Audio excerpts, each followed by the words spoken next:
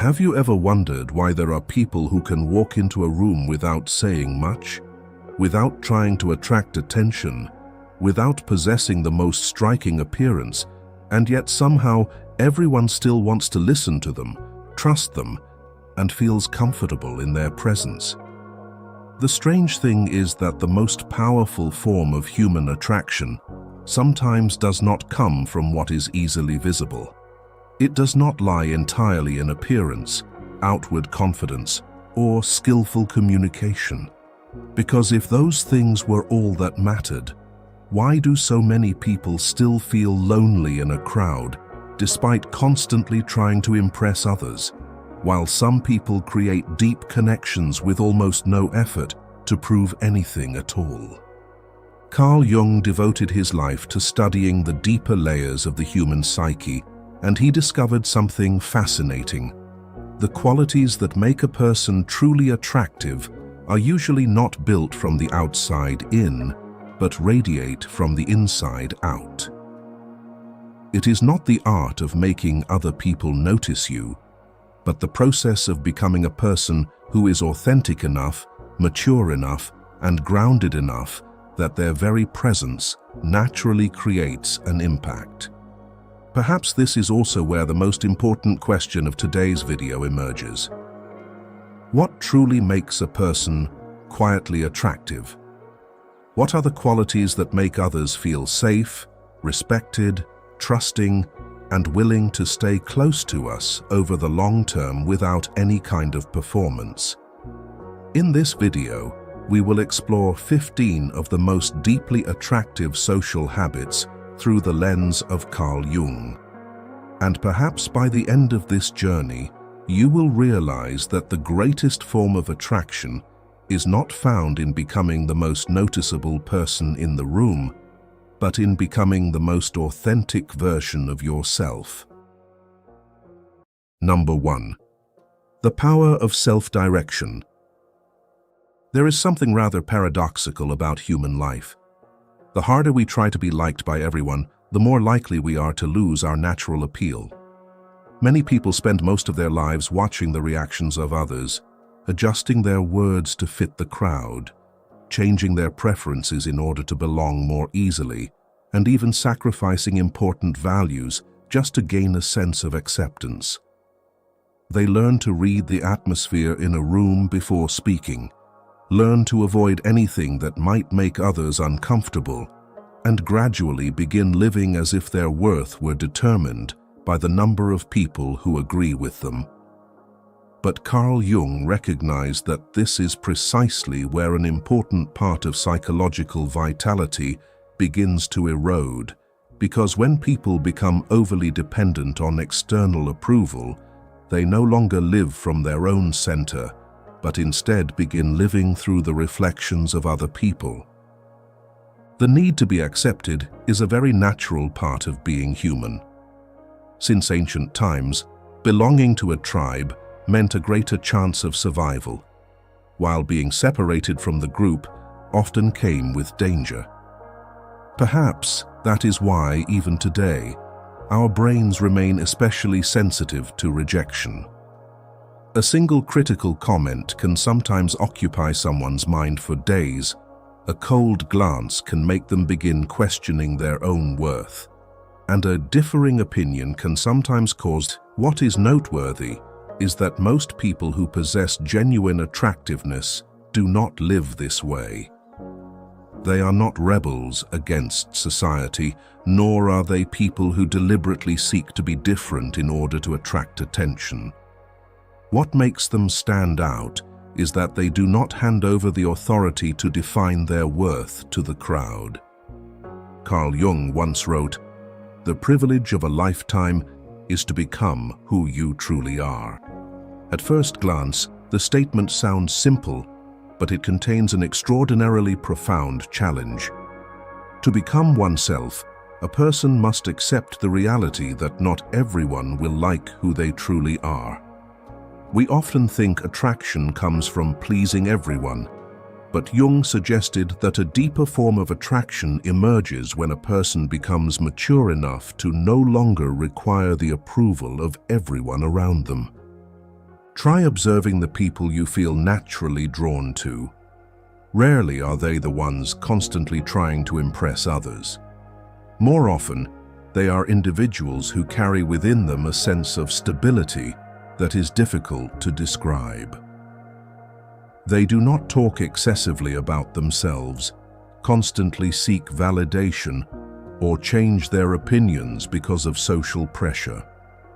There is something about them that creates a feeling of steadiness, as though they have found an inner anchor that others cannot easily shake. And it is precisely that feeling that makes people want to listen to them, trust them, and remain close to them. I once knew a man who worked at a large company where most people tended to follow the dominant opinions of the group. Whenever a new idea appeared, almost everyone quickly agreed because they did not want to be the one who stood apart. Yet this man had a very distinctive habit. Whenever he disagreed, he would calmly express his perspective without appearing confrontational or competitive. There were times when the entire meeting room looked at him as though he were the only person thinking differently. But he remained composed, neither defensive nor determined to convince everyone to take his side. Interestingly, over time, he became the person most respected by his colleagues, not because he was always right, but because people sensed that he was not reacting from a fear of rejection. He thought independently, and that independence created a quiet yet remarkably powerful form of attraction. Perhaps the most fitting image for this quality is a lighthouse standing in the middle of the sea. A lighthouse does not turn itself according to every wave, change its light whenever the wind shifts, or chase after ships in order to be noticed. It simply stands firmly in its place and shines according to its nature. It is because of that stability that ships in the darkness can find their direction. Human beings are no different. When someone constantly changes to please everyone, they are like a flickering lamp in the wind. But when they live according to values that have been consciously reflected upon and chosen, they begin creating a sense of solidity that others can feel, even when no one speaks of it. What is important is that self-direction is not the same as rebellion, and this is where many people misunderstand. Some assume that living independently means opposing the majority or constantly trying to prove one's uniqueness. But in reality, that is simply another form of dependence, because they are still allowing the crowd to determine their behavior only in the opposite direction. True self-direction is not reacting against society, but being able to listen to society while still preserving one's inner voice. It is the ability to respect the opinions of others without losing one's own thinking, to integrate without dissolving, and to remain present within a group while retaining one's individuality. Perhaps that is why people who possess quiet attractiveness often create a very different feeling. They do not enter a room with the need to attract attention, constantly check what others think of them, or live in a state of proving their worth. And because they are no longer pulled around by the need for acceptance, they begin developing a quality that many people unconsciously seek in others: inner steadiness. True attractiveness rarely comes from making everyone like you. It appears when you become someone who does not need to lose yourself in order to be liked. And perhaps, in a world where so many people are trying to become what others expect them to be, one of the most attractive qualities remains the ability to stand firmly in your own values, calmly, sincerely, and without needing permission from the crowd to be yourself. Number 2, the art of self-respect. But if quiet attractiveness begins with the ability not to let the crowd determine your worth, what happens after you have found your own voice, yet still do not truly know how to treat yourself? There is a fascinating truth about human psychology. Many people want to be respected, loved, and appreciated by others, yet give very little respect to themselves. They listen carefully to the needs of others, while ignoring the signals of their own bodies. They willingly give their time, energy, and attention to everyone around them, while continually postponing self-care. They hope to be treated kindly, yet in their daily inner dialogue they become their own harshest critic. And the paradox is that despite all their efforts to gain recognition, they still feel that something is missing, as though appreciation from the outside has never been enough to fill the emptiness within. Perhaps this is because genuine attractiveness is not only shaped by how we appear before others, but also by how we treat ourselves when no one is watching. Carl Jung once wrote, "Who looks outside dreams, who looks inside awakes." This statement is not only about the journey of exploring the unconscious, but also a reminder that some of the most important things in life cannot be found by continually directing our attention outward. Sometimes what we need is not more praise, more recognition, or more admiring eyes, but a healthier relationship with ourselves. Many people unconsciously believe that self-respect appears only after success. They assume that once they are talented enough, attractive enough, accomplished enough, or loved enough, they will finally feel good about themselves. But reality often unfolds in the opposite direction. People with solid self-respect are not necessarily more perfect than others. They are simply people who have learned to treat themselves with the same kindness and understanding they readily offer to those they love. That creates a form of attractiveness that is difficult to describe, because when others are around them, they tend to sense a natural calmness rather than a feeling of lack or a constant need to prove worth. I remember the story of a woman named Anna, whom I once met at a personal development seminar. In the eyes of others, she was highly successful, with a stable career, the affection of her colleagues, and a polished appearance. But when we spoke more deeply, she admitted that she constantly felt exhausted. She frequently skipped meals because of work, slept very little, rarely allowed herself to rest, and always felt guilty whenever she spent time on herself. What was striking was that she did not realize she was treating herself in ways she would never treat anyone else. Everything truly began to change when she asked herself one very simple but powerful question. If I were a close friend of my own, would I treat that person the way I am treating myself? The answer left her speechless. From that moment forward, she began making very small changes. She slept more, ate more regularly, made time for daily walks, and learned to listen to her emotions instead of constantly forcing herself to be strong. What surprised her was that these changes not only improved her health, but also made her feel lighter within her own life. And what attracted others was not that she became a completely different person, but that she finally learned how to respect herself. From a scientific perspective, this also has a clear foundation. Numerous studies in psychology show that people with healthy self-esteem tend to be more emotionally stable and build more positive relationships. When individuals constantly criticize or neglect themselves, the nervous system often operates in a prolonged state of stress.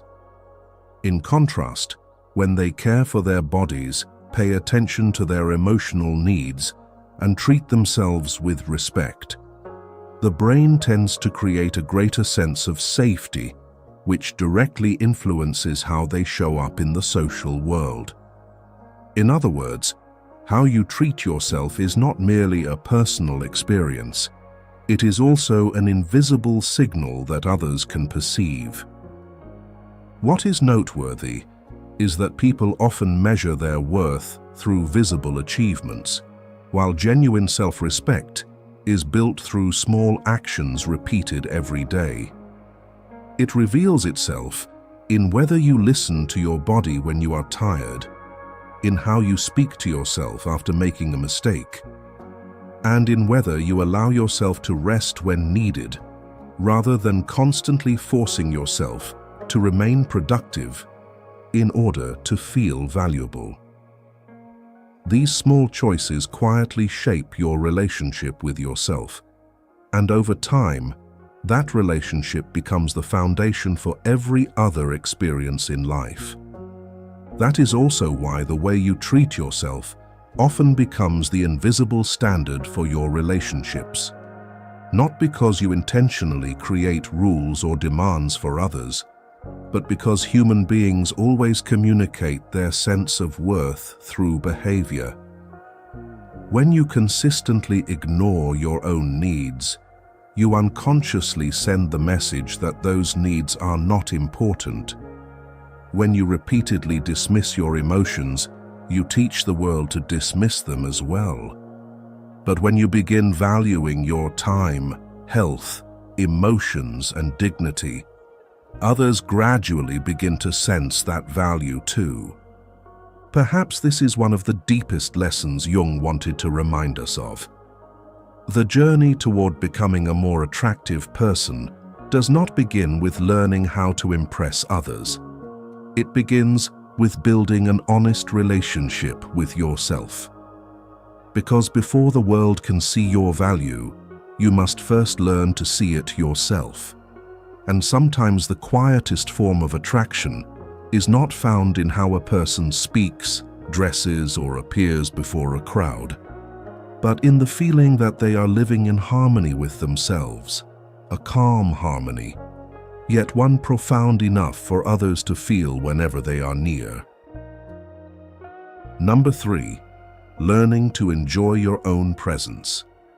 But if a person no longer allows the crowd to determine their worth, and has also learned to treat themselves with greater respect and kindness, then what other quality quietly creates attraction in a way that very few people recognize? Perhaps it is the ability to enjoy one's own presence. In a world where people can connect with each other through a simple touch of a screen, it is strange that so many people feel uneasy whenever they have to be alone for too long.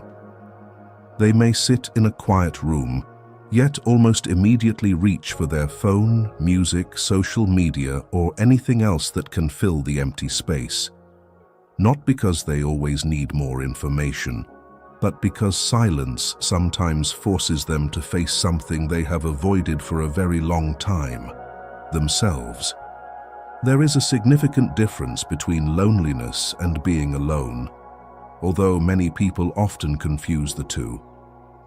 Loneliness is the feeling of lacking connection, the sense of being separated from something we long for, while being alone is an entirely different experience, because it is a state in which the presence of others is temporarily absent, yet one's own presence is still enough to fill the space.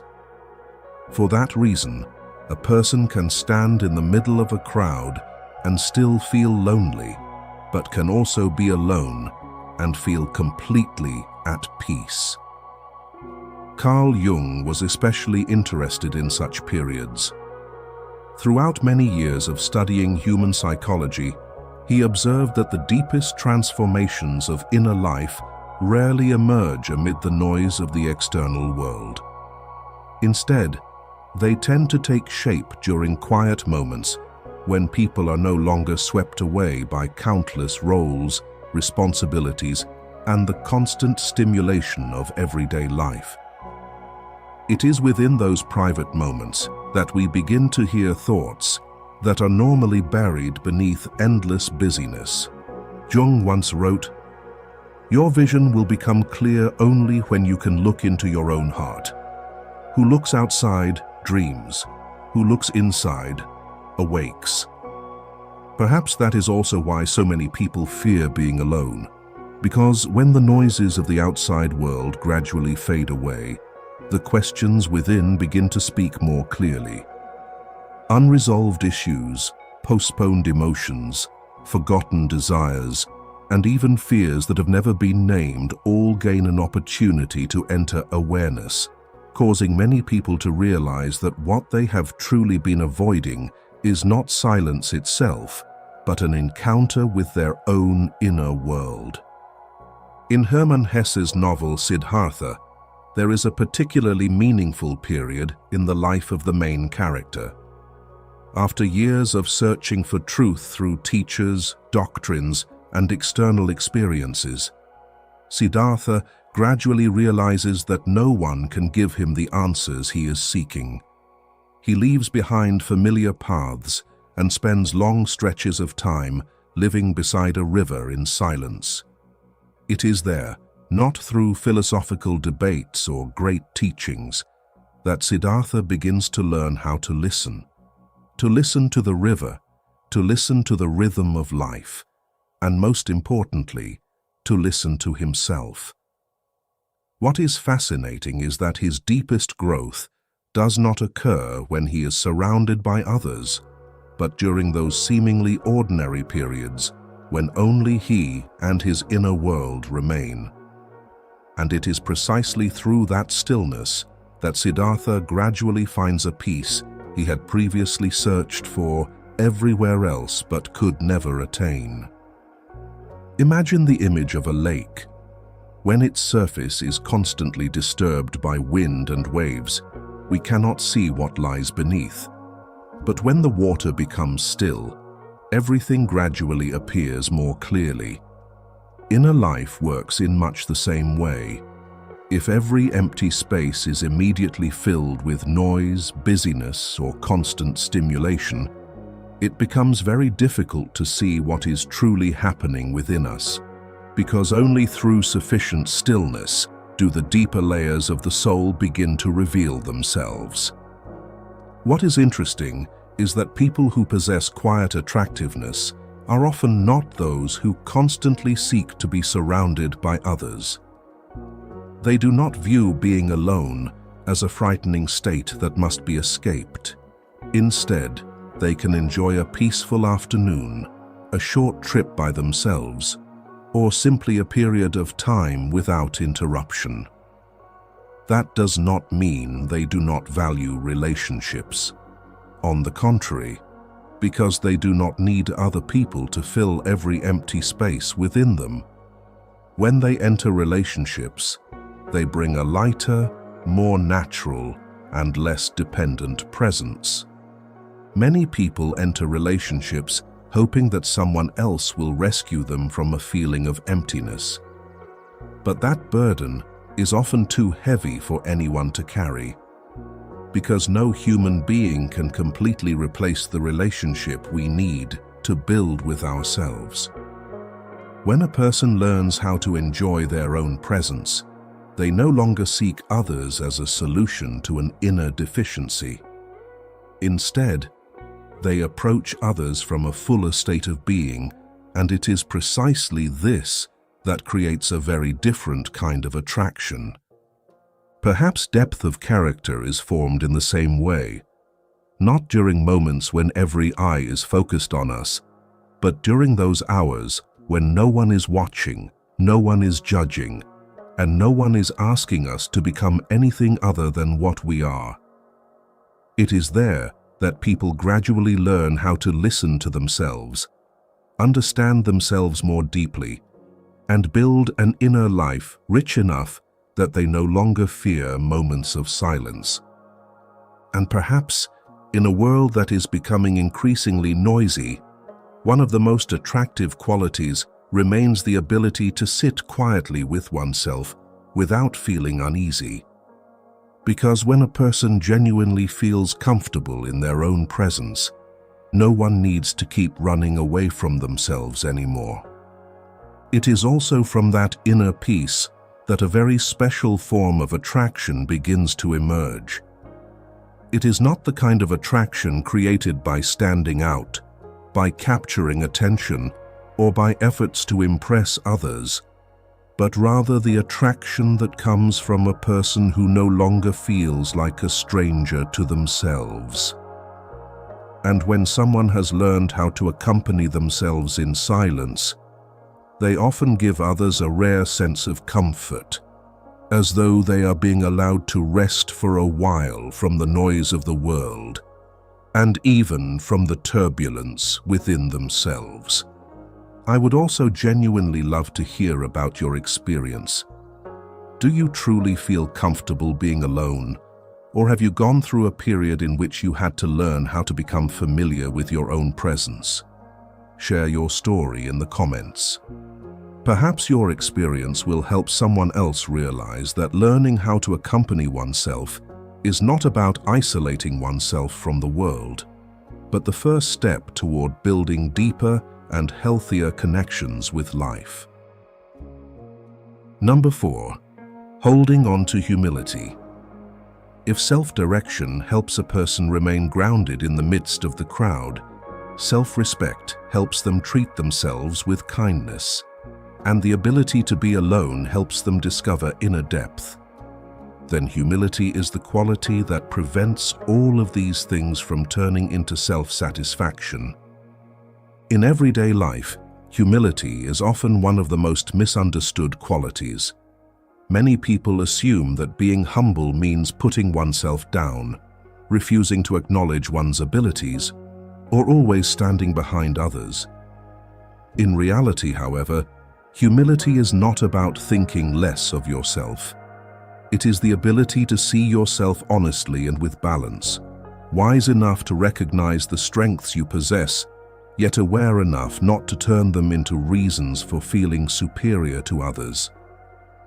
For this reason, humility is the state in which a person no longer feels the need to constantly prove their uniqueness simply to feel valuable. Carl Jung devoted considerable attention to a phenomenon he called ego inflation. This phenomenon appears when people begin to identify themselves with success, knowledge, status, or anything else that makes them feel superior to others. At that point, the ego gradually becomes the center of every experience, causing them to crave more recognition, more attention, and more validation. What is fascinating is that the harder people try to become important in the eyes of others, the more likely they are to lose the naturalness that creates genuine attraction. Carl Jung once wrote, "The bigger the crowd, the more negligible the individual." This statement is not merely about society, but also points to a deeper truth. When people become overly focused on asserting themselves, they often forget that they are only a very small part of a much larger picture, and it is precisely this forgetfulness that causes the ego to expand without them even realizing it. We can easily observe this in everyday life. Some people turn nearly every conversation into a story about themselves. When someone shares an experience, they immediately begin talking about their own. When someone achieves something meaningful, they quickly find a way to redirect the attention back to themselves. Even gatherings that were meant to create connection gradually become stages upon which they try to establish their importance. What is noteworthy is that despite all their efforts to impress others, people often feel exhausted around them because their presence unintentionally causes every interaction to revolve around the need for attention rather than genuine connection. In contrast, truly strong people create an entirely different feeling. They do not need to constantly tell others how capable they are, nor do they feel threatened when others shine or receive recognition. Rather than turning every conversation into an opportunity to enhance their personal image, they show up naturally and comfortably, as though they have laid down the burden of having to prove their worth to the entire world. I once met a man named Michael at a local running club. He had participated in numerous marathons over more than 10 years and possessed accomplishments that most newcomers admired. Yet what people remembered about him was not the number of medals he had earned. Every weekend morning, when new members arrived feeling uncertain and often fell behind the group, Michael was usually the one who slowed down to run alongside them.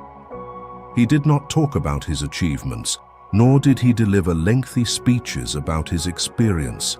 Instead, he quietly accompanied them, occasionally offering a few words of encouragement before continuing to run beside them. On one occasion, a newcomer completed their first distance of more than 10 kilometers and was overwhelmed with excitement. While everyone congratulated the accomplishment, Michael quietly stood in the back, applauding just like everyone else. It was only weeks later that people discovered he had been the one waking up very early on multiple mornings to run with that person and help them gain enough confidence to take on the challenge. The remarkable thing was that the longer people knew Michael, the more they respected him. Not because he constantly showed how capable he was, but because he never felt the need to do so. This brings to mind the image of an ancient tree. When it is young, it often grows rapidly to establish its presence. But once it becomes mature, it no longer needs to prove that it is taller than the other trees. It simply continues growing, extending its roots deeper into the earth and quietly providing shade for everything around it. True strength is often much the same. It does not need to be constantly displayed in order to exist. What is important to notice is that humility does not diminish a person's value. On the contrary, it allows that value to become clearer. When the ego no longer continuously demands attention, genuine qualities finally have the opportunity to be seen. A person does not need to say they are intelligent for others to recognize their wisdom. A person does not need to declare that they are strong for others to feel that strength. And a person does not need to constantly mention their accomplishments for others to see what they have achieved. That is also why humility often creates a very special form of attraction. People feel comfortable around such individuals because they do not feel as though they are entering an invisible competition. They do not feel they are standing before someone who always needs to win, always needs to be right, or always needs to be the center of attention. Instead, they feel seen, heard, and respected. Perhaps this is also one of the most important lessons Jung wanted to convey when speaking about the ego. The ego is not an enemy that must be eliminated, but neither should it become the king that rules the entire psychological life. For when people spend their entire lives trying to become larger in the eyes of others, they often miss a very simple truth. The people with the deepest attraction are rarely those who are constantly asserting their importance. And perhaps, in a world where so many people are striving to be seen more, noticed more, and admired more, humility remains one of the most attractive qualities of all. For those who are truly strong do not need to prove their strength. And those who are truly valuable do not need to make themselves the center in order for others to recognize that value. Number 5. The gift of wholehearted presence. If humility helps a person let go of the need to make themselves the center of attention, then the next quality enables them to create something that many people are missing in modern relationships: the feeling of genuine connection. That quality is the gift of wholehearted presence. We are living in a truly remarkable age. Never before have people had so many ways to communicate with one another, yet never before has attention become such a scarce resource. People can sit across from each other while constantly looking at their phones, listen to someone speak while already preparing their response, and spend hours in conversation only to walk away feeling that they were never truly connected to anyone. It is as though the body is present in one place, while attention is being pulled in countless other directions.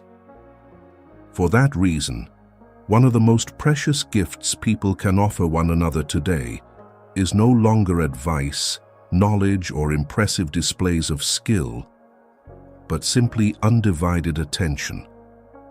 When someone senses that you are truly there with them, that your mind is not constantly wandering elsewhere, and that your presence is not fragmented by endless distractions, they often experience a very special sense of connection that even they may struggle to put into words.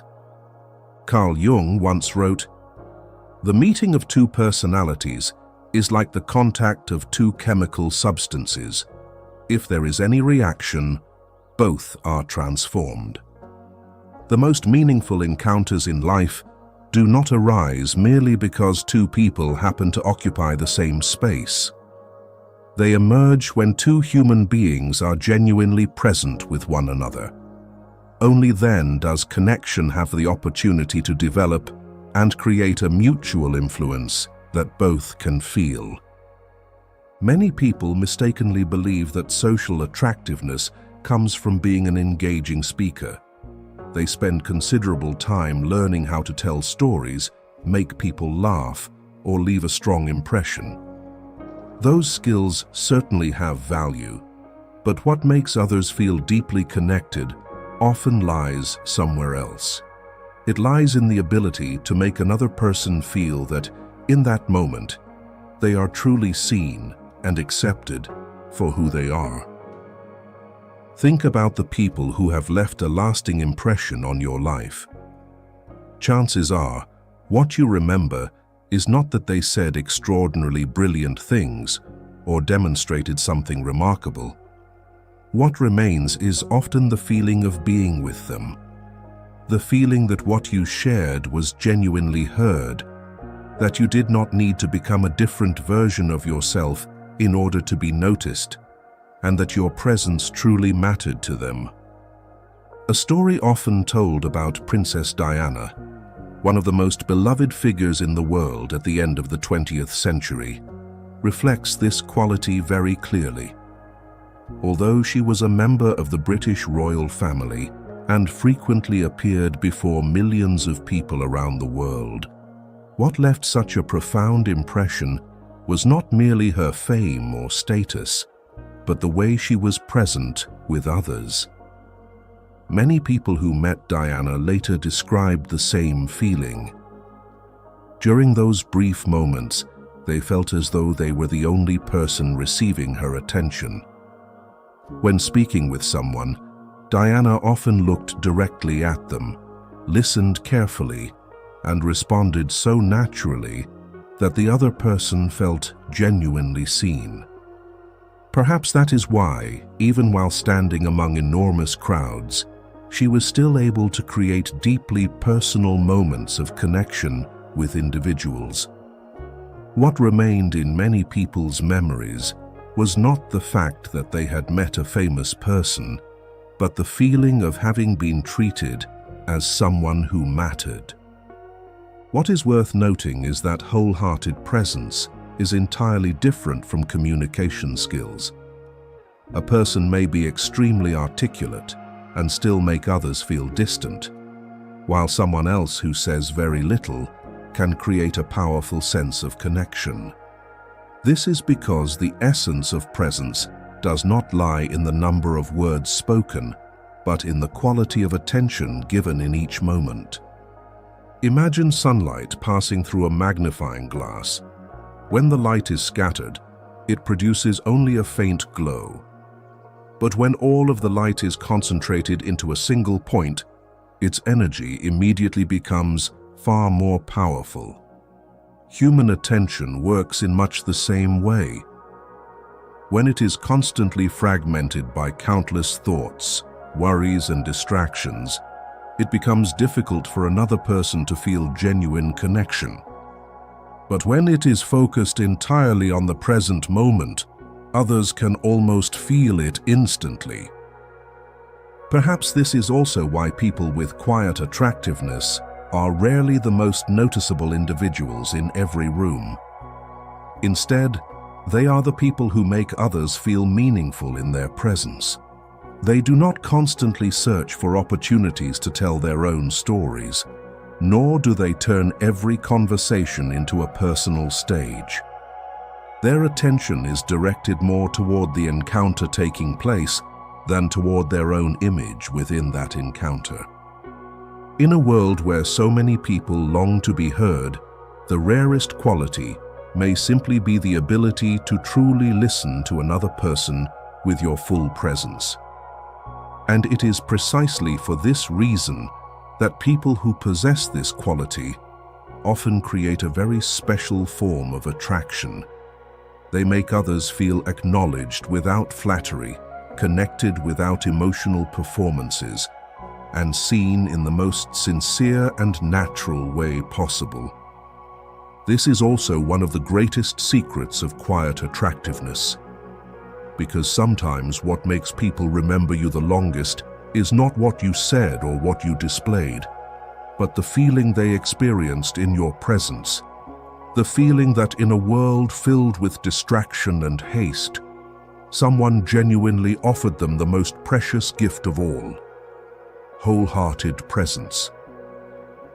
And it is this increasingly rare gift that has the power to touch the deepest parts of the human soul, creating connections that endure far longer than any eloquent words ever could. Number 6. Opening yourself to different perspectives. People often feel comfortable when they are listened to, respected, and allowed to be themselves within a relationship. But to create that sense of freedom for others, another quality is needed, one that people with quiet attractiveness often possess: the ability to remain open to different perspectives. There is something fascinating about human psychology. We tend to feel more comfortable around people who agree with us. When someone shares our opinions, beliefs, or way of seeing the world, the brain almost immediately creates a sense of familiarity and safety. As a result, many people unconsciously view agreement as a sign of connection, feeling closer to those who are like them, while becoming uncomfortable when confronted with opposing viewpoints. Yet when we observe people who possess deep and enduring attractiveness, we often notice something different. They are not people who constantly seek agreement from others, nor do they view every discussion as a contest that must be won. What makes them attractive lies in their ability to hold space for differences without feeling threatened by those differences. Carl Jung once wrote, "The shoe that fits one person pinches another. There is no recipe for living that suits all cases." Life does not offer a single formula that works for everyone. What is meaningful for one person may be completely unsuitable for another, and what helps one person grow may become a limitation for someone else. As people gradually come to understand this, they also begin to let go of the need to turn their own opinions into universal truths that everyone must agree with. Jung always viewed human psychology as a multidimensional system. He believed that each individual carries unique experiences, memories, motivations, and psychological structures. For that reason, When two people look at the same situation and arrive at different conclusions, it does not necessarily mean that one is right and the other is wrong. Sometimes it simply reflects the fact that they are standing at different points in their life journeys and are therefore viewing the world from different angles. What is noteworthy is that many people measure maturity by the amount of knowledge a person possesses, while an equally important sign lies in the ability to tolerate the complexity of life. When psychologically immature, people often want everything to be clear-cut, categorized as right or wrong, belonging to one side or the other. But the more mature they become, the more they realize that real life is far broader and more nuanced than the simple frameworks they once trusted. I once witnessed this within a group of friends who had known each other for many years. During a gathering, the conversation unexpectedly shifted toward a controversial social issue.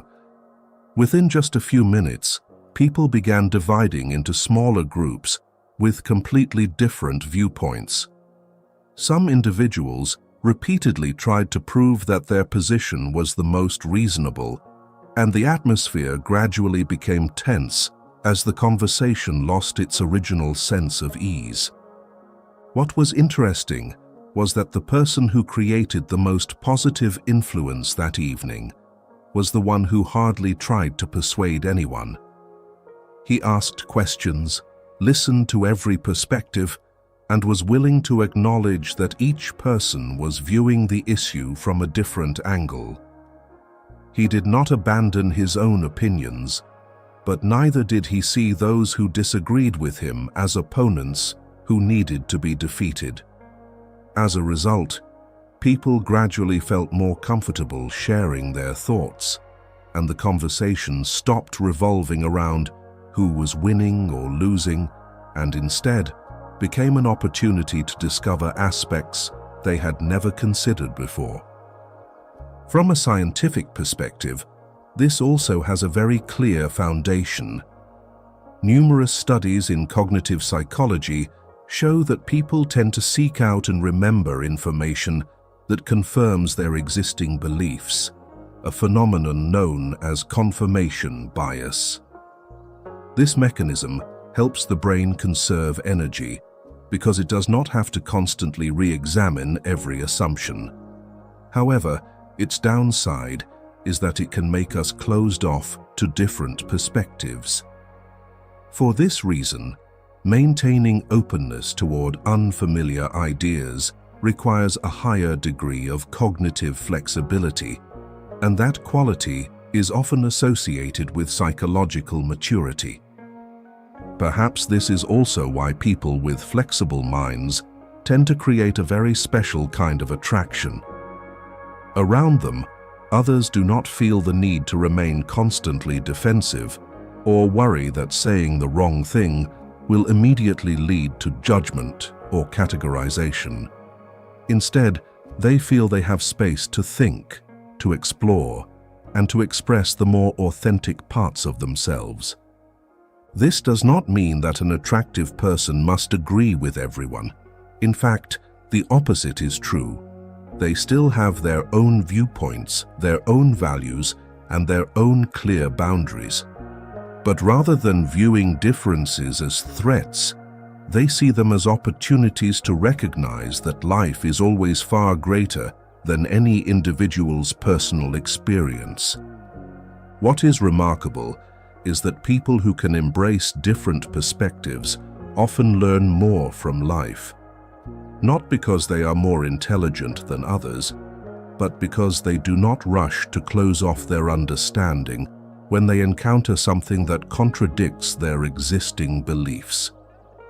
They understand that every person sees the world from a unique position, shaped by different experiences and circumstances.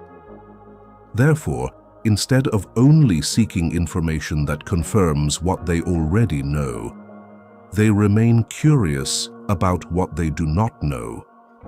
And it is precisely this curiosity that makes them more interesting in the eyes of others, because conversations around them always have room to expand rather than being constrained by the need to defend a fixed viewpoint. In a world where many conversations quickly become battles between opposing opinions, one of the most attractive qualities remains the ability to keep the mind spacious enough to hold differences. Because sometimes what makes people want to stay close to you is not that you are always right, but that in your presence they feel free to think in their own way, while still being respected as independent human beings. And it is often this sense of freedom that creates connections far more enduring than any attempt to convince others to see the world exactly as you do. If you feel that the reflections in this section resonate with you, take a moment to like the video. Sometimes a single small like is enough to help meaningful ideas reach more people, especially those who are on a journey of understanding themselves, understanding others, and building deeper connections in life. At the same time, it serves as encouragement for us to continue creating content about Carl Jung and depth psychology in future videos. Number 7. Let compassion lead the way. There are people who make us feel comfortable, not only because they are open to differences, but also because they possess an even deeper ability. They do not rush to judge others solely by what appears on the surface, but always grant them a little more space to be understood more accurately.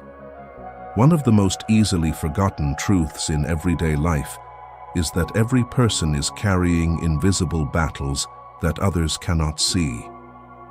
We meet someone for a few minutes, witness a behavior, hear a statement or observe a reaction, and then quickly draw conclusions about who they are. The brain is naturally designed to categorize and judge, so labeling others often happens almost automatically.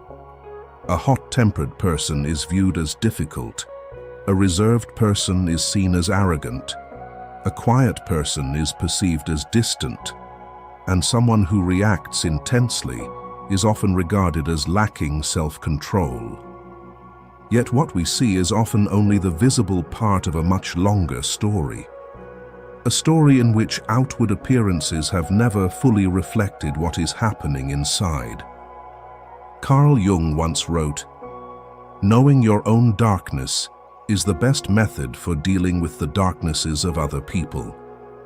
Perhaps what Jung intended to emphasize was not the justification of every wrongdoing, but the reminder that human beings are far more complex than their temporary expressions.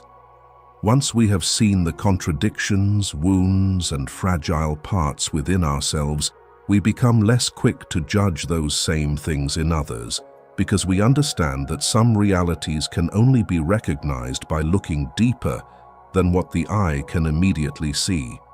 In the Bible, there is a well-known story about a woman accused of adultery. A crowd brought her before Jesus, hoping to witness condemnation and punishment. According to the laws of that time, she deserved to be condemned. But instead of immediately joining the rising wave of judgment, Jesus simply said, "Let him who is without sin among you be the first to throw a stone at her." Those words caused the crowd to leave one by one. What is noteworthy is that the story does not begin with forgiveness. It begins with people being reminded of their own limitations and weaknesses. Only after recognizing their own imperfections did they stop looking at others through eyes that only condemned and begin to realize that everyone carries burdens that others cannot fully understand. Perhaps this is also one of the greatest differences between judgment and understanding. Judgment often begins with a conclusion. It sees a behavior and quickly decides who a person is. Understanding, on the other hand, begins with curiosity. It does not deny the behavior, but asks what might exist behind it. A person who constantly loses their temper may be carrying pressures that no one knows about. Someone who keeps their distance may have experienced losses that make trust difficult. A controlling person may be living with a deep fear of insecurity. When viewed this way, we do not necessarily have to agree with all their actions, but we begin to see the person behind the behavior rather than only the behavior itself. What is interesting is that genuine compassion does not make a person weaker. On the contrary, it requires a great deal of inner strength. The easiest reaction is often criticism, while the more difficult response is keeping one's heart broad enough to see the entire picture. Many people can be kind to those who are easy to like, but the ability to maintain kindness toward those who are struggling or behaving awkwardly is what truly reflects the depth of a human being. Perhaps the most fitting image for this quality is a lamp lit in a dark room. The lamp does not argue with the darkness, become angry because the darkness exists, or attempt to punish it. It simply brings light, and that light allows everything to be seen more clearly. Compassion works in much the same way. It does not deny human flaws, but creates the conditions for those flaws to be viewed within a larger context, where people are not defined entirely by their mistakes or their moments of weakness. This also explains why compassionate people often create a very special kind of attraction. Around them, others do not feel the need to constantly hide the imperfect parts of themselves. They do not live with the fear that one small mistake will cause them to be completely judged. Instead, they experience a safer atmosphere where they are seen as human beings who are growing, learning, and sometimes struggling with difficulties of their own. Jung believed that the journey of psychological development is not the journey of becoming perfect, but the journey of becoming more whole. And to become whole, people must learn to accept that within each of us there is both strength and fragility, both light and darkness, both qualities we are proud of and parts that remain unfinished. When we accept this truth within ourselves, we also begin giving others more space to be human, to make mistakes, to learn, and to continue growing. Perhaps that is why compassion always carries a quiet yet enduring attraction. It does not create immediate attention like prominence. It does not impress in the way talent does, and it does not inspire admiration through outward glamour. Yet over time, people tend to remember for a very long time what it felt like to be treated with kindness during their most vulnerable moments. And sometimes what makes a person truly valuable in the eyes of others is not how exceptional they are, but how they can see the cracks in another human being and still choose to treat them with kindness. For in a world where everyone is trying to hide their wounds, meeting someone who is willing to see that vulnerability without exploiting it, without looking down on it, and without rushing to condemn it, may be one of the most deeply healing experiences human beings can offer one another. Number 8. The subtle power of elegance. But what happens after a person has learned how to treat others with kindness, keep an open mind, and no longer rush to judge what they do not fully understand? Perhaps it is from these very qualities that another form of attraction begins to emerge, quieter, yet far more unforgettable: the subtle power of elegance. When people hear the word elegance, they often think immediately of clothing, demeanor, or external standards of behavior. Yet those who leave the deepest impressions are rarely remembered solely because of their appearance. What others sense in them is usually some inner state, a balance that is difficult to name but distinct enough to make a difference. They do not overreact to minor matters. They do not constantly push their emotions to extremes. Nor do they feel the need to make everything grand, dramatic, or loud in order to affirm their presence. Carl Jung once wrote, "The pendulum of the mind oscillates between sense and nonsense, not between right and wrong." Perhaps part of the meaning of this statement lies in the fact that human beings tend to swing between opposites. We easily move from liking to disliking, from excitement to disappointment, from admiration to rejection.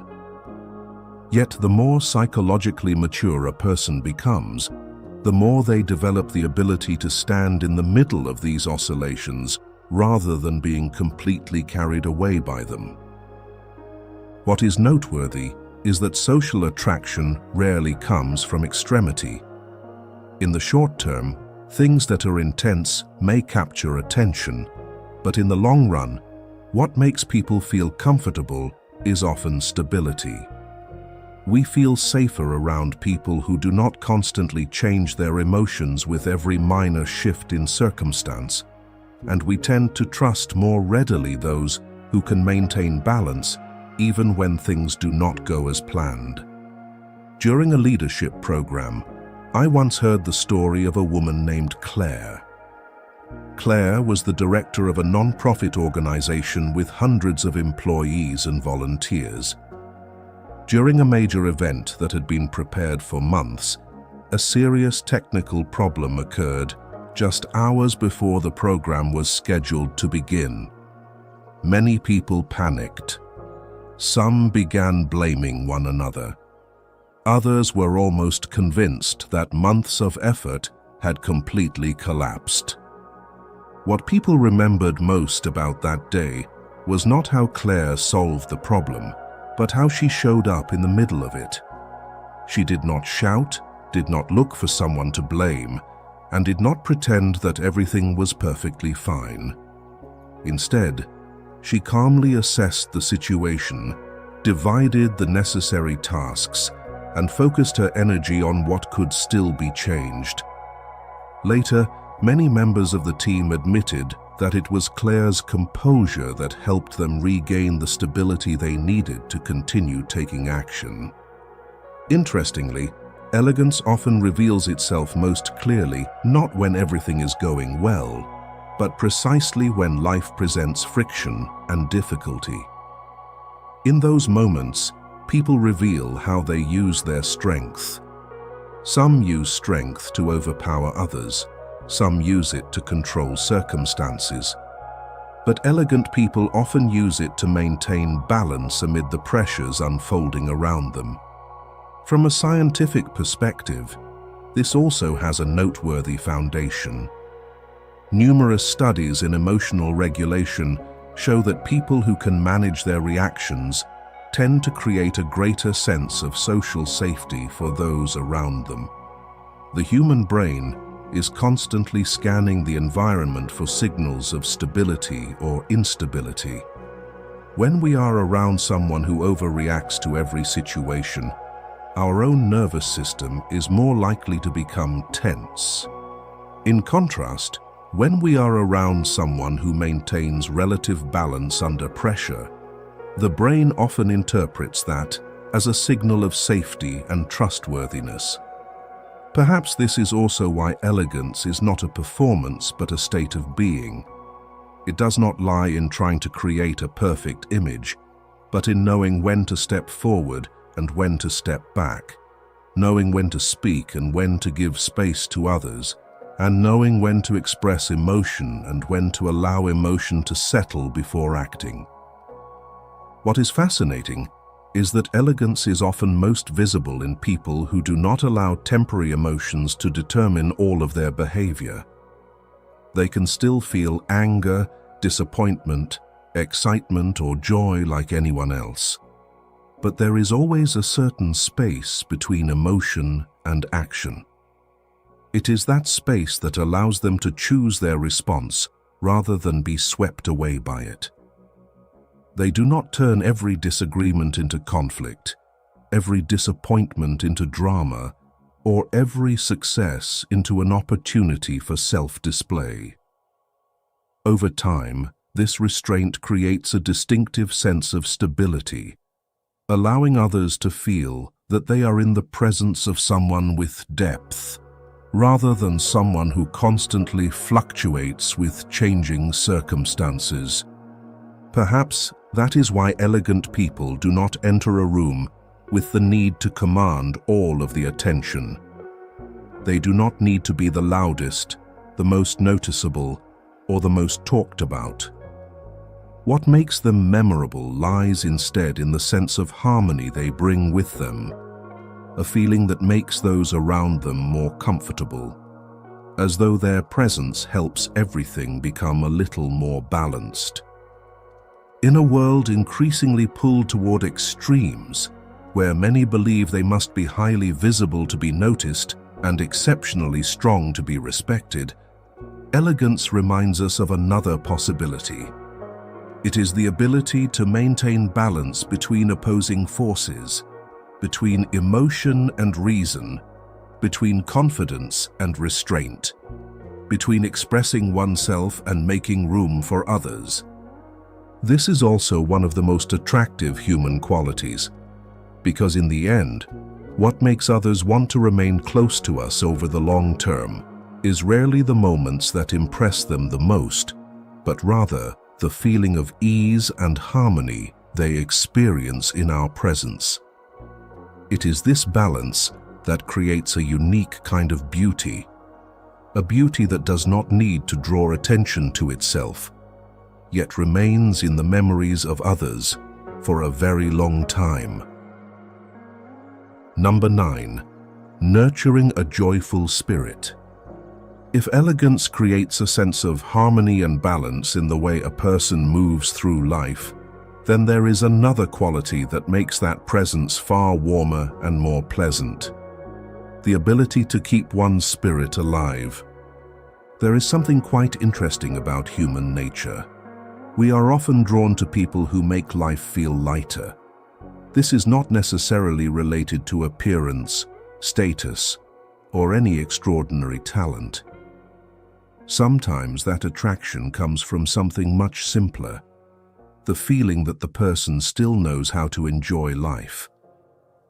Not in the sense of constantly seeking thrilling experiences or grand pleasures, but in the ability to find vitality in the ordinary moments of everyday life. Many people confuse joy with entertainment. They assume that living joyfully means always being busy with exciting activities, constantly searching for novelty, or continuously stimulating themselves. But in reality, entertainment and joy are not always the same, because entertainment usually comes from external influences, whereas deeper joy is an inner state that is cultivated from within.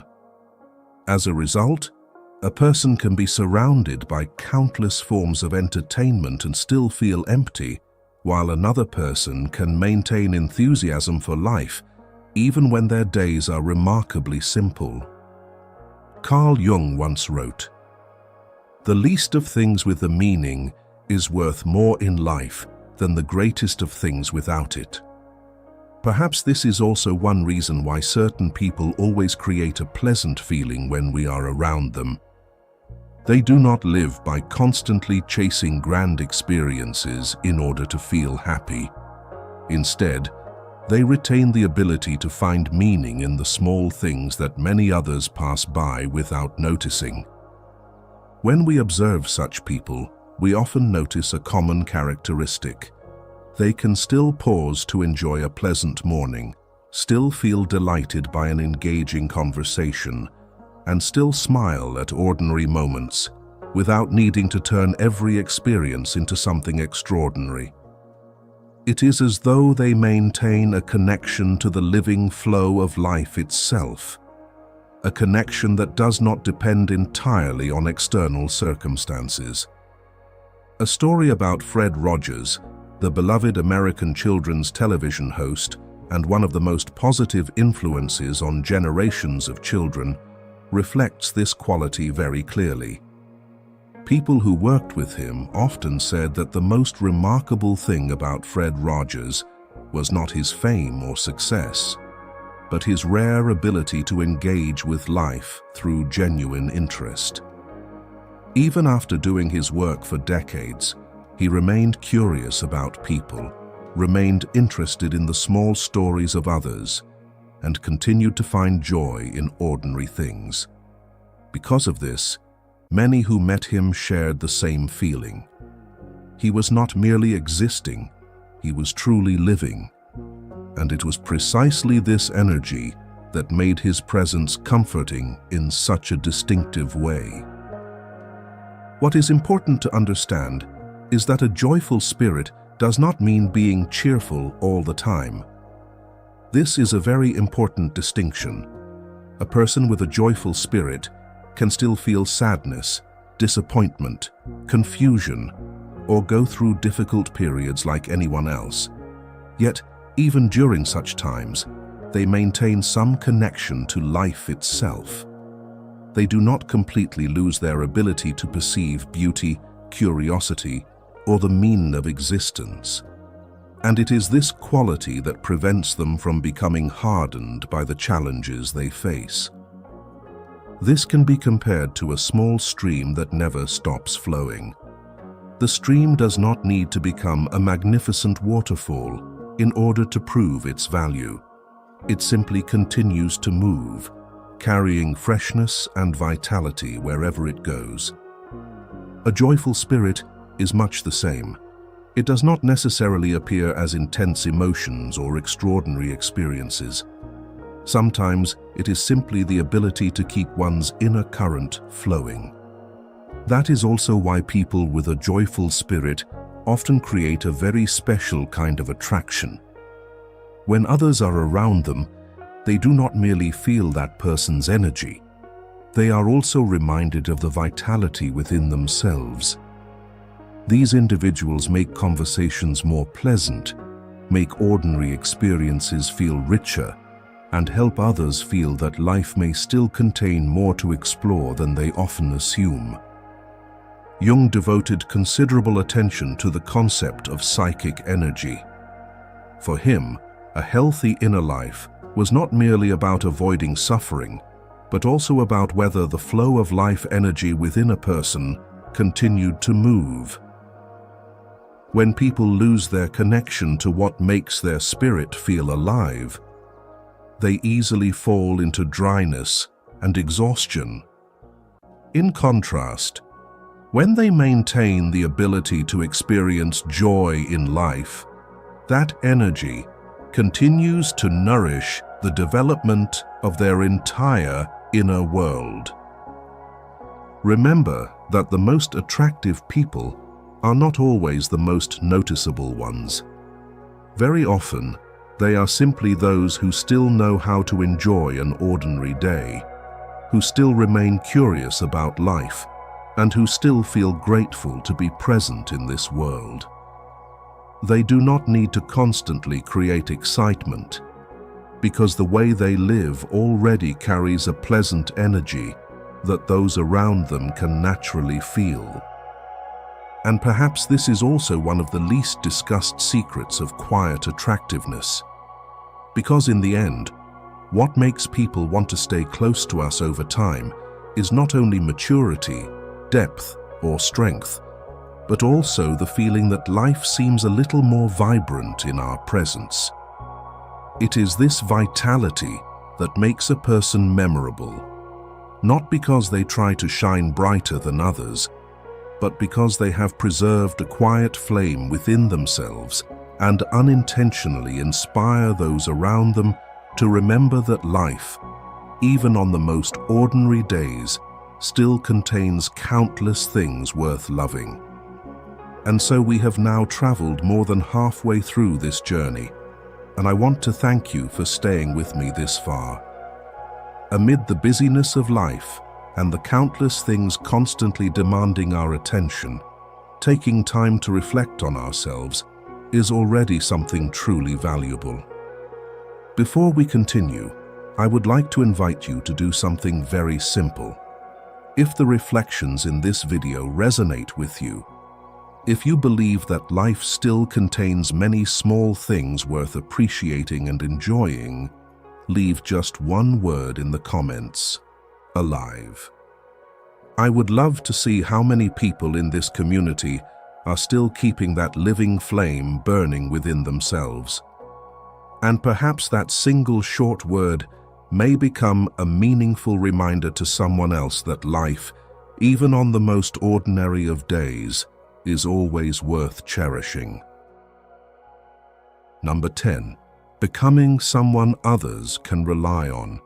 But what makes a person memorable after the initial impression has faded and fleeting emotions are no longer enough to sustain a lasting relationship in social life? People trust what is repeated. We may be attracted to talent, impressed by intelligence, or captivated by a unique personality. But what truly causes us to place our trust in someone usually comes from something else.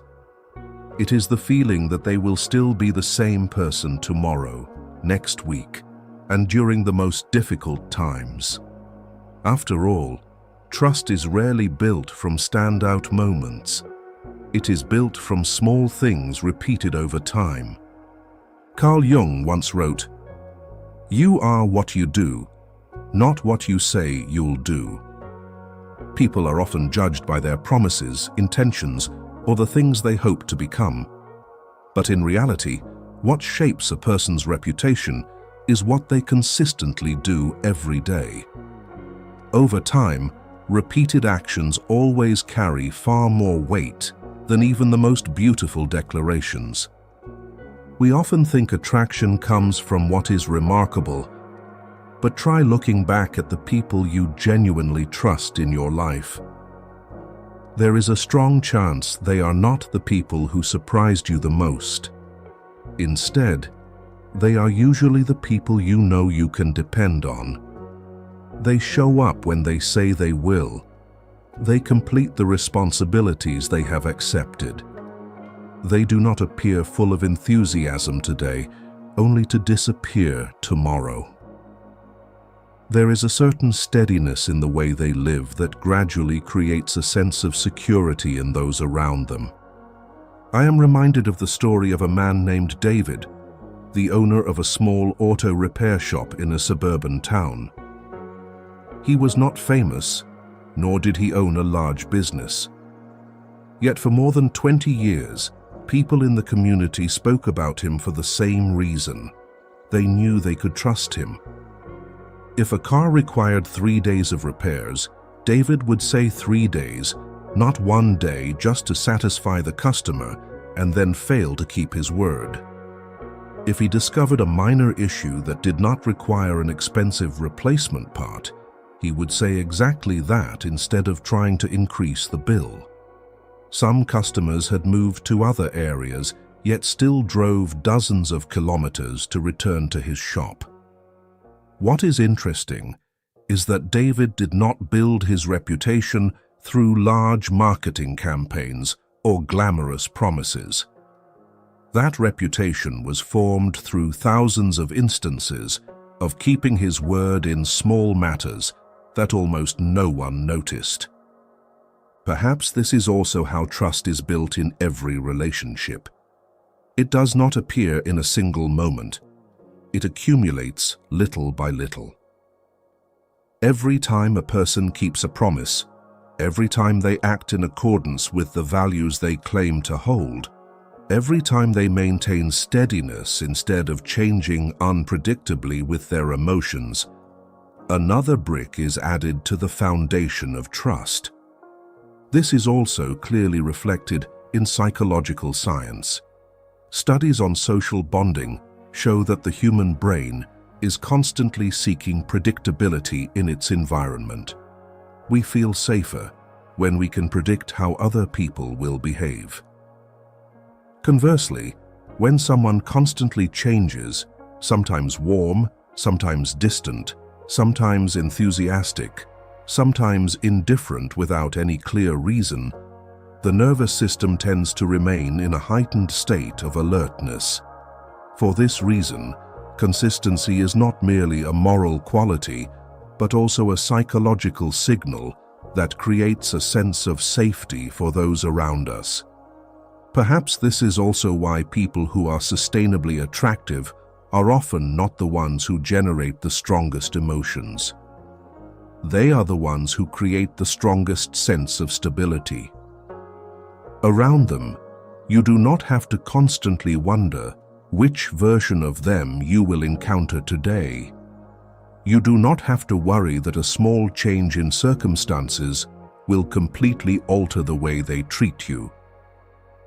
In the famous song "Lean on Me" by Bill Withers, there is a simple lyric: "Lean on me when you're not strong." That simplicity touches a very deep human need. Everyone hopes to have at least a few people in life they can lean on when things become difficult. And what makes someone a source of support rarely lies in how perfect they are. It lies in whether they are present when they are needed. What is worth noting is that consistency does not mean rigidity. A trustworthy person can still change their mind when they learn something new. They can still grow, adapt, and mature over time. Yet beneath those changes, there remains a relatively stable core of values. Others know who they are, know what they care about, and know they will strive to act accordingly. In modern life, where everything changes at a dizzying pace, stability seems to be becoming an increasingly rare quality. People find it easier to make commitments than to maintain them, easier to begin than to persevere, easier to impress than to uphold their standards over the long term. That is why, when we encounter someone who can remain dependable through the years, we often sense a very special kind of attraction. They do not need to constantly prove their worth. They do not need to tell others how trustworthy they are. Their life speaks for itself. Every time they keep a promise, fulfill a responsibility, or show up when someone needs them, they are quietly building a reputation that no image campaign can replace. In the end, what makes people want to stay close to us over the long term rarely comes down only to excitement or strong first impressions, because what truly keeps people around is often the sense of security they experience in our presence. It is the feeling that in a world that is constantly changing and full of uncertainty, there are still people whose words and actions do not continually drift apart. People stable enough that others can place their trust in them without living in constant anticipation of disappointment. And it is precisely this consistency, cultivated day by day through countless small choices that almost no one notices, that often becomes one of the most powerful forms of quiet attraction. Because very often, what makes a person attractive in social relationships is not a series of brilliant moments, but the dependable and steady presence they quietly bring to those around them over the years. Number 11. Living without a mask. If consistency makes others feel they can rely on you over time, then there is another quality that makes them feel they are truly encountering a real human being rather than a carefully constructed image: authenticity. Carl Jung devoted a great deal of attention to the concept of the persona, or the social mask. According to Jung, the persona is not something negative.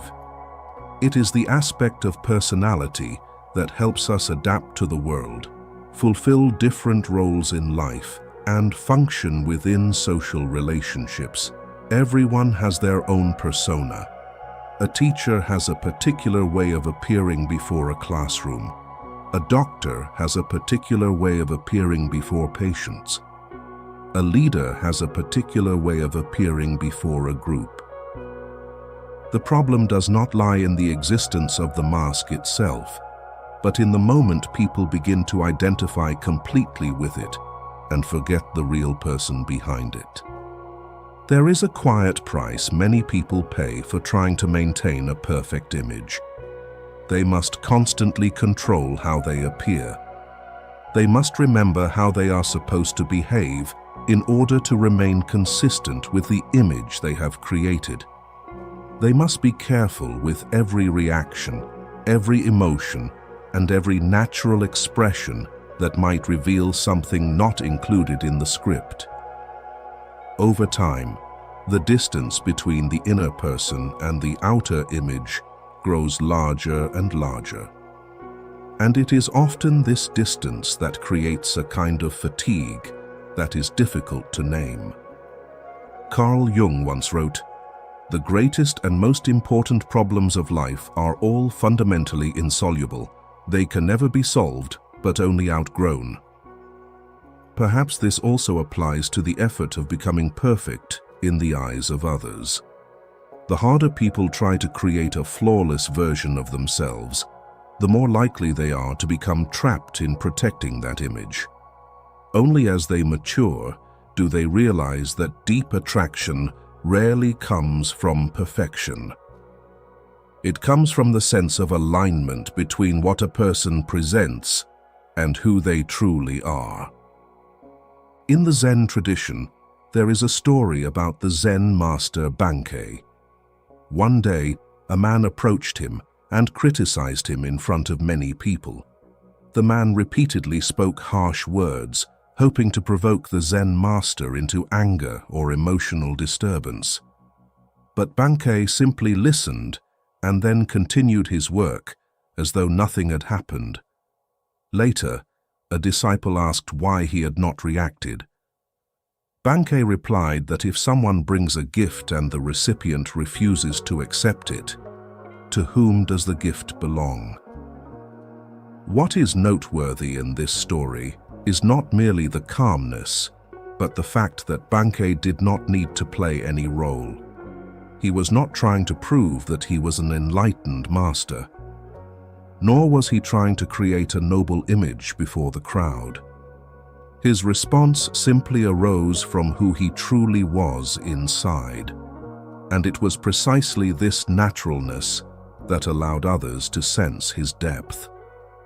This is also something we often recognize unconsciously when interacting with others. Human beings are far better at sensing authenticity than we tend to realize. A person may speak beautiful words, but if their inner feelings are completely disconnected from those words, others usually sense that something is not quite right. On the other hand, there are people who express themselves very simply, sometimes even awkwardly, yet still create a sense of trust because what they say seems to come from a very genuine place. Think of a colleague who always tries to appear as though they never make mistakes. Whenever a problem arises, they immediately look for explanations or blame circumstances. In the short term, that may help protect their image, but over time, people often find it difficult to feel close to someone like that. In contrast, someone who can openly admit they overlooked something, that they do not know everything, or that they need more time to learn, usually creates a much more comfortable atmosphere. Not because they are more perfect, but because they do not have to spend so much energy hiding the fact that they are simply human. This reminds me of the image of a clear mirror. The mirror does not try to become anything other than itself. It does not add, conceal, or distort what it reflects. It is precisely because of that clarity that people can see things as they truly are. Authenticity is much the same.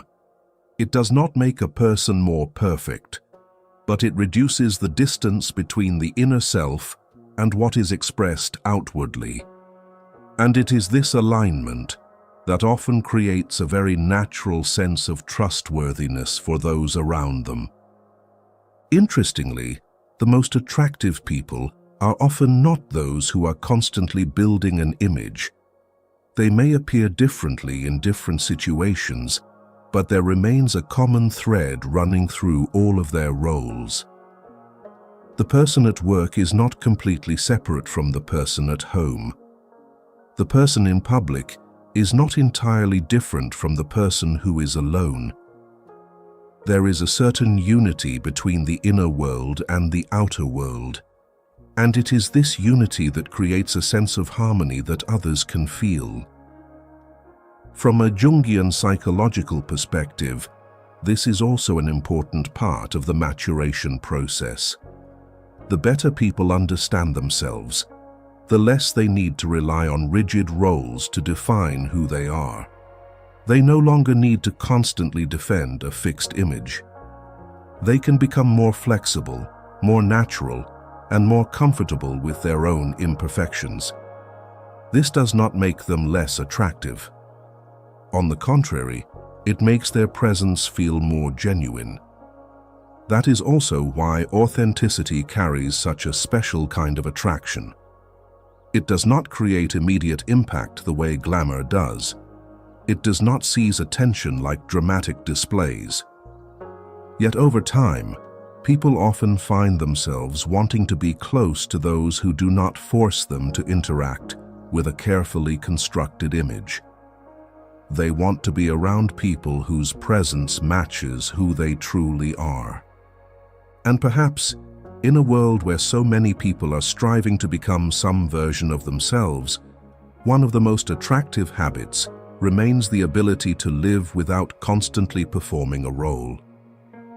Because in the end, what makes others trust and feel deeply drawn to someone is not a perfectly polished mask, but the feeling that behind every role, every title, and every social image, there is still a real human being present. Number 12. Respecting the value of silence. If authenticity helps a person stop wasting energy maintaining roles that do not truly belong to them, then the next quality allows them to connect with an even deeper source of strength. The ability to appreciate the quiet spaces that so many people are trying to fill. There is something quite interesting about modern life. People have more opportunities than ever to speak, yet fewer opportunities than ever to truly become still. We live amid endless conversations, constant notifications, opinions expressed every minute, and responses that occur almost instantly. It seems that any empty space is quickly filled with sound, information, or the need to say something. As a result, for many people, silence has begun to feel more uncomfortable than valuable. The deeper reason may be that silence often forces people to confront things they can usually avoid. When there is nothing left to say, no one left to respond to, and no continuous stimulation from the outside world, the mind begins turning back toward itself. Unfinished thoughts, unnamed emotions, and unanswered questions gradually become more visible. This is why so many people feel compelled to fill every empty space with words, as though the busyness of language could help them escape the discomfort that stillness sometimes brings. Carl Jung once wrote, "The word happiness would lose its meaning if it were not balanced by sadness." This statement is not only about emotions, but also reflects a broader principle of psychological life. Things gain true depth only when people are capable of remaining with the spaces between experiences. Just as music is created not only by notes, but also by the pauses between them, inner life also requires moments of silence, so that what is important has a chance to take shape. Many people believe that social attractiveness comes from always having something interesting to say. They worry that if they remain silent for too long, others will judge them as lacking confidence, intelligence, or charm. Yet when we observe people who possess genuine depth, we often notice something different. They do not feel pressured to fill every gap in a conversation. They do not see silence as a problem that must be solved immediately. They understand that some of the most valuable moments arise when no one rushes to add more words. I once witnessed this in a friendship that had lasted many years. A friend of mine had just gone through a breakup that left him nearly devastated. For weeks, he continuously talked about his disappointment and all the things he wished he had done differently.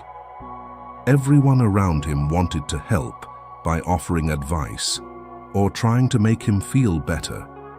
Yet the person who had the greatest impact was another friend. One evening, as they sat together, he simply listened.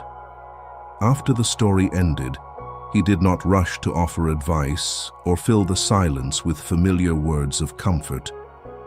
He allowed the silence to remain for a few moments, and that silence gradually became a space where real emotions could finally settle.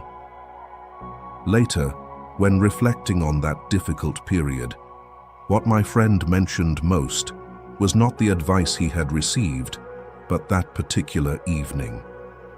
He said it was the first time he felt he did not need to rush to explain himself or immediately find an answer. Sometimes what helps a person feel understood is not having someone else speak, but having someone calm enough to remain with them in silence. Perhaps this is also one of the greatest differences between reacting and reflecting. When we react, we are often driven by the need to respond immediately. But when we allow ourselves to pause in a brief moment of silence, the mind has an opportunity to process experience in a deeper way. This is why people who appreciate silence often seem more mature. Not because they know more than others, but because they do not allow every thought that appears in their mind to instantly become speech. Jung devoted a great deal of attention to the unconscious world. He observed that the most important insights about ourselves rarely emerge amid constant noise. They tend to arise when the mind has enough space to become still. Just as water must be calm in order to reflect the sky, inner life also requires moments of silence to reflect what is happening within it. What is worth noting is that silence is not the absence of communication. On the contrary, it is sometimes a very important part of communication. Some conversations become more meaningful because of the pauses between sentences. Some moments allow people to understand one another more deeply when no one feels compelled to explain further. And there are times when wisdom lies in recognizing that not every thought needs to be expressed immediately. In modern life, the ability to pause before speaking is becoming an increasingly rare quality. We are encouraged to respond quickly, express opinions quickly, and reach conclusions quickly. But speed is not always the same as depth. Sometimes what makes a person more trustworthy and attractive is precisely their refusal to be swept into the pressure of having an immediate answer for everything. Perhaps this is also why people who respect silence create a very distinctive form of attraction. They do not turn every encounter into a continuous stream of words. They do not become anxious in the presence of empty spaces. And because they are not afraid of silence, they are not dependent on the need to constantly affirm their presence through speech. In a world where so many people are trying to be heard, knowing when to stop can become a special kind of strength. Because in the end, not everything of value appears in words. Some things become clear only when the mind is quiet enough to recognize them. And perhaps one of the most attractive human qualities is the ability to carry that stillness within oneself amid a world that never stops moving. From that stillness, words gain greater weight, thoughts gain greater depth, and presence leaves a more lasting impression on the hearts of others. In your opinion, which is more difficult, expressing every thought you have, or being calm enough to remain in a moment of silence without feeling uneasy? Share your answer in the comments. I would also love to know how you feel about silence. Is it something that makes you uncomfortable, or is it the place where you find peace and your deepest insights about yourself? Perhaps your experience will help someone else realize that the most important answers in life sometimes do not appear when we speak more, but when we become quiet enough to truly listen. Number 13. Keeping a little mystery. The more we mature, the more we realize that the most memorable people are often not those who reveal everything about themselves from the beginning, but those who leave us with the feeling that beyond what we already know lies a much larger world waiting to be discovered. There is something quite fascinating about human relationships. We often believe that connection is created by sharing as much of ourselves as possible. As a result, many people feel the need to tell their entire life story during the very first meetings, as though revealing more information will shorten the distance between two people more quickly. Yet in reality, lasting attraction is rarely created by exposing everything all at once. Instead, it is often nurtured by the feeling that there are still parts of a person yet to be discovered.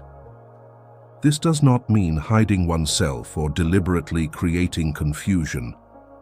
Many people confuse mystery with distance, believing that in order to be captivating, they must remain detached, keep others guessing, or build an image that feels difficult to approach. But true mystery does not come from concealment. It emerges when a person possesses enough depth that they cannot be fully understood after only a few brief conversations. Carl Jung once wrote, "The dream is a little hidden door in the innermost and most secret recesses of the soul." Perhaps what Jung wished to emphasize is that every person contains depths that cannot immediately be revealed to the outside world. Inner life is not a room that someone can enter and completely understand after a single visit. It is more like an ongoing journey of discovery, where each new experience reveals another aspect of a person that had never been seen before. What is noteworthy is that people with quiet attractiveness often do not feel pressured to explain their entire selves to everyone. They do not constantly recount every experience, every thought, or every emotion the moment they meet someone. Not because they are closed off, but because they understand that genuine closeness requires time to develop. A healthy relationship often unfolds like turning the pages of a book one by one, rather than trying to read the entire story in the first few minutes. In Greek mythology, there is the story of Athena, the goddess of wisdom and insight. What earned Athena such respect was not that she constantly displayed her power, but the composure and depth that made those around her feel there was always much more they had yet to understand. The more people learned about her, the more new layers of meaning they discovered within her wisdom. And it was precisely this that created lasting fascination, because genuine admiration is often nurtured through a process of discovery rather than by having everything laid out from the beginning.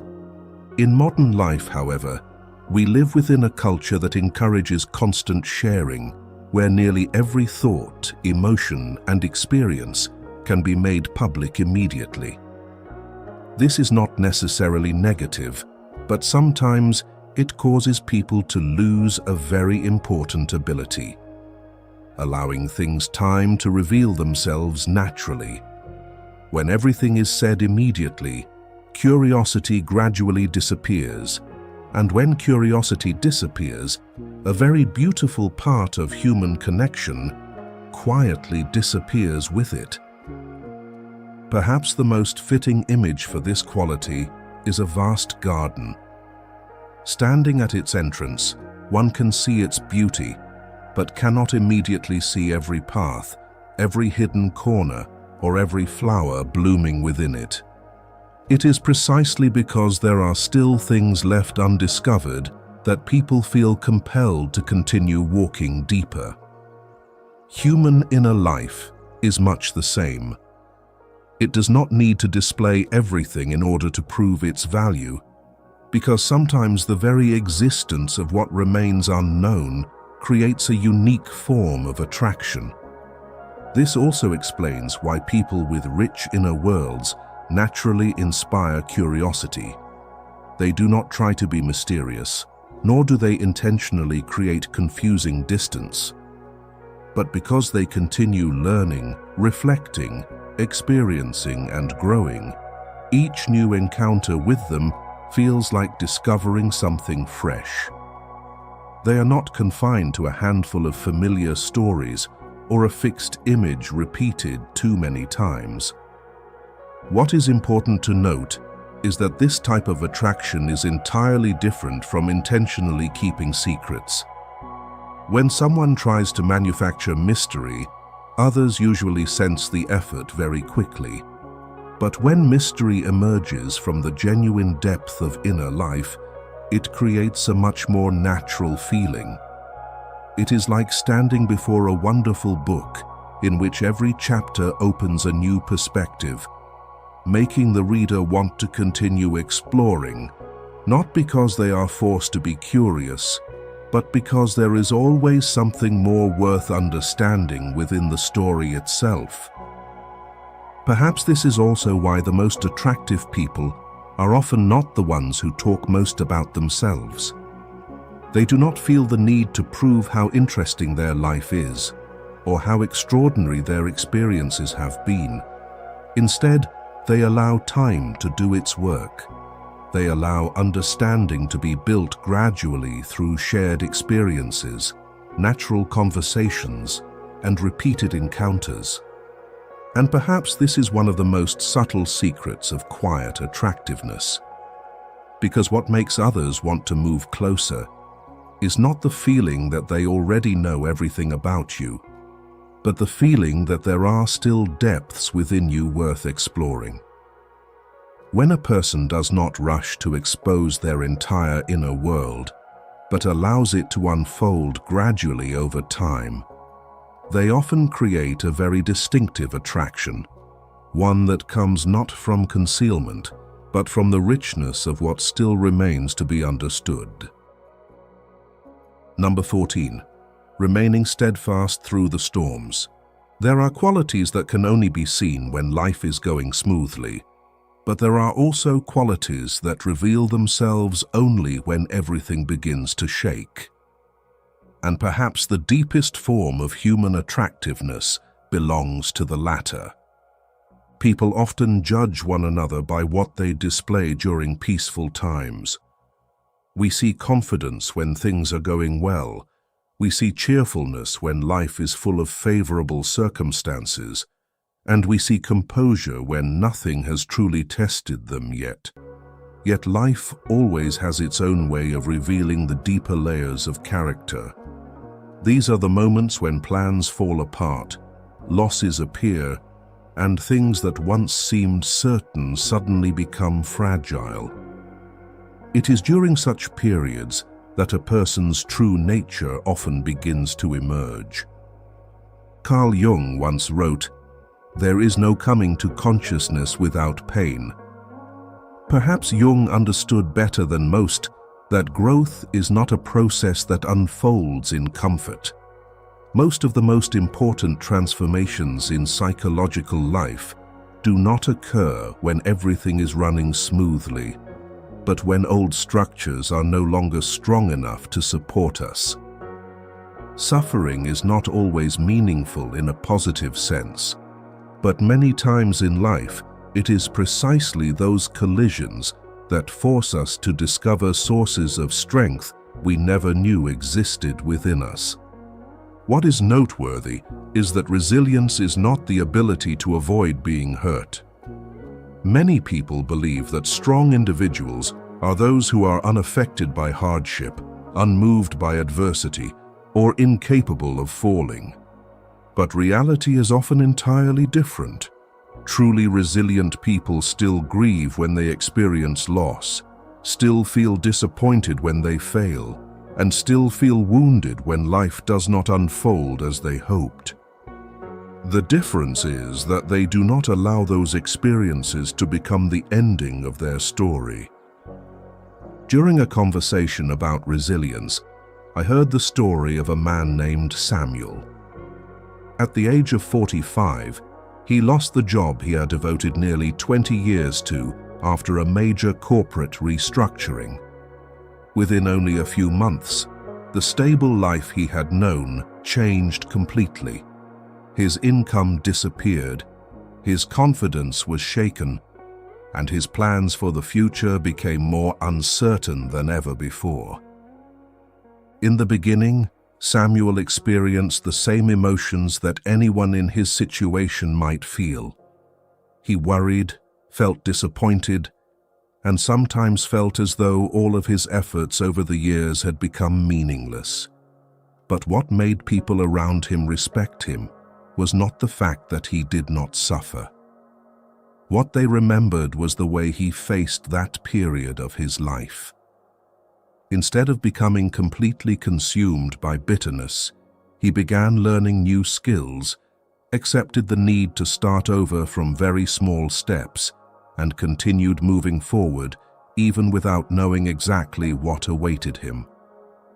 Years later, when life had gradually stabilized again, those who had witnessed that period often said that what they admired most about Samuel was not the success he eventually achieved, but the way he preserved his dignity while everything around him was falling apart. Perhaps this is also one of the reasons resilience always creates a special form of attraction. Human beings are not only drawn to success, we are also drawn to people who demonstrate that they can move through hardship without completely losing themselves. This also explains why people who have overcome profound periods of challenge often carry a very different presence. They do not panic easily over small disruptions. They do not rush to conclude that everything is over simply because a plan has failed. They understand that life is often far more complex than what is happening in the present moment. And it is this experience that creates a depth that no book can ever replace. This quality can be compared to a large tree standing on a mountainside. On calm and sunny days, anyone can stand upright. But when true storms arrive, only roots that have grown deep enough can keep the tree standing. The strength of the tree does not lie in how it appears during peaceful weather, but in what has been quietly forming beneath the ground long before the storm arrived. Human beings are much the same. Resilience is rarely created at the moment hardship appears. It is usually the result of countless times getting back up after unseen falls. What is fascinating is that steadiness in adversity also creates a very special sense of safety for those around us. When everything becomes chaotic, most people unconsciously search for signs that the situation can still be handled.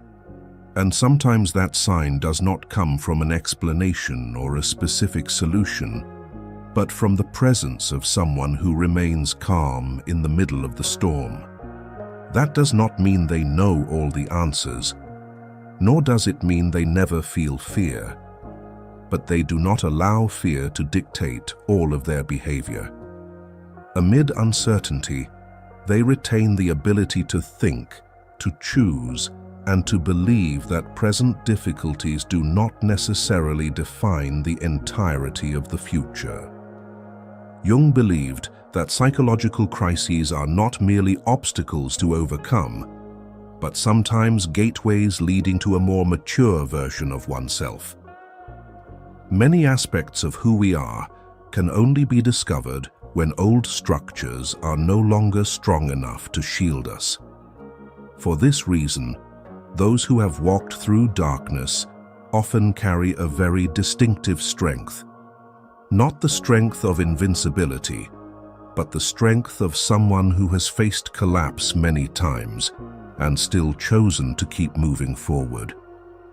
Perhaps this is also why resilience always inspires deep respect. In a world where anyone can shine when circumstances are favorable, those who preserve their character when life becomes difficult are often the ones who leave the most lasting impression. Remember, what people truly admire is not that you have never fallen, but that after life has tested you, you are still able to rise, continue moving forward, and preserve your inner light, even through the darkest periods. It is this steadiness that often creates a form of attraction that does not need to be displayed, yet is powerful enough to remain in people's memories and earn their deepest respect. Number 15.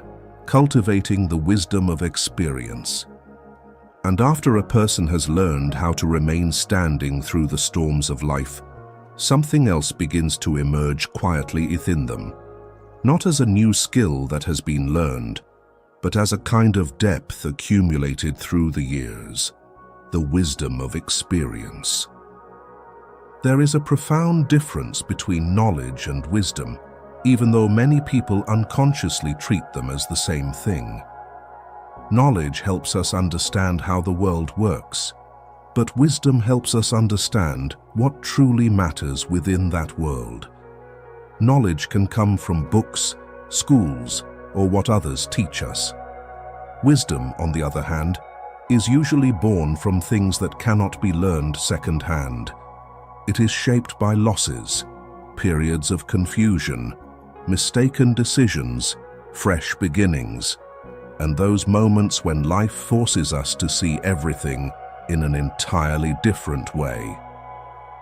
Perhaps this is also why the people who leave the deepest impression are rarely those who know the most. What attracts others is often the feeling that they have lived through something, not in the sense that their story is more extraordinary than everyone else's, but because there is a certain depth in the way they view life. They do not rush to conclusions about people. They are not easily swept into extreme judgments. Nor do they continue seeing the world through simple categories such as right or wrong, success or failure, strength or weakness. The longer they live, the more they seem to realize that human beings are always more complex than the labels we place upon them. Carl Jung once wrote, "One does not become enlightened by imagining figures of light, but by making the darkness conscious." This is perhaps one of the clearest statements about how wisdom is truly formed. Psychological maturity does not come from seeing only the beautiful aspects of ourselves or of life. It comes from having the courage to see the entire picture, both the light and the darkness, both the parts we are proud of and the parts that have caused us pain. What is interesting is that when experience is transformed into wisdom, people begin to change the way they see others. When we are young, we often judge people by what they display in the present. But after traveling farther through life, we begin to understand that every person is the result of an invisible history that outsiders cannot see. A hot-tempered person may be carrying wounds that have never healed. A distant person may have endured losses that make it difficult to open their heart. Someone who appears to be failing today may simply be in the middle of a journey whose final outcome has not yet emerged. A study in developmental psychology once found that as people mature cognitively and accumulate life experience, they tend to develop a greater tolerance for complexity. Instead of searching for absolute answers, they become more comfortable with the possibility that multiple truths can exist at the same time. Researchers refer to this as post-formal thinking, a mode of thought that often appears in more mature stages of psychological development. This helps explain why experienced individuals are often less extreme, less drawn into simple oppositions, and more capable of seeing multiple layers of meaning within the same situation. I remember hearing the story of a man named Edward during a discussion on leadership. When he was younger, he was known as an exceptionally intelligent and decisive person. He always had an answer for every problem, always knew what should be done, and often became frustrated when others did not see things the way he did.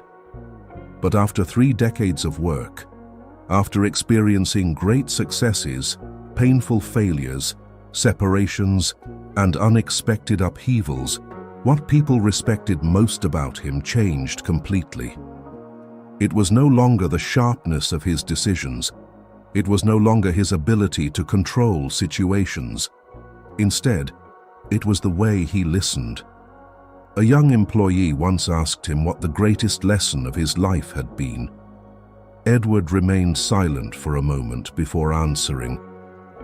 "I spent the first half of my life thinking I understood people. I spent the second half realizing I had only just begun. Perhaps that is the true sign of wisdom. Not the feeling that one knows everything, but the ability to recognize that life always has something more to teach." Jung called this journey individuation, the process of becoming a more whole human being. For Jung, the goal of psychological development was not perfection, nor was it becoming the smartest, strongest, or most admired person.